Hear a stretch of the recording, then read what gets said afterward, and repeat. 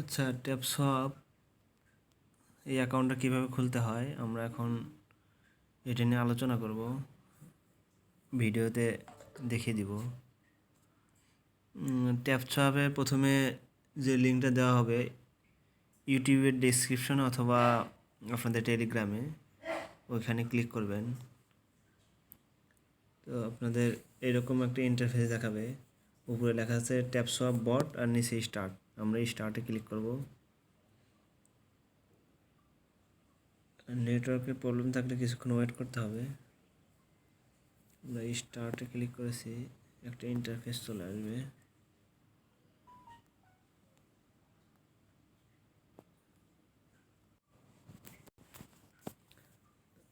এরকম একটা ইন্টারফেস আসবে। এখানে এসে আমরা স্টার্ট নাও এখানে ক্লিক করব। এরপর স্টার্ট,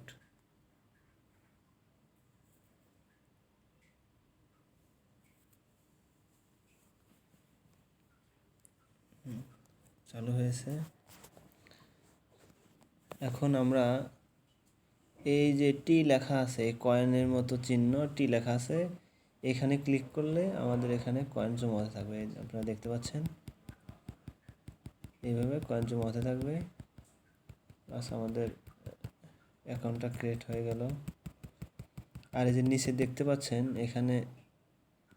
এখানে কিন্তু কমে যাচ্ছে। হ্যাঁ, এখানে কমে যাচ্ছে আর এইখানে কিন্তু বাড়ছে। হ্যাঁ, তো আবার আমি দেখাচ্ছি, দেখেন।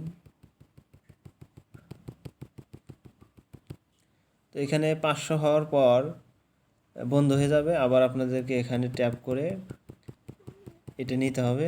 আবার যখন 0 হয়ে যাবে তখন আর ট্যাপ করলে আর কয়েন জমা হবে না।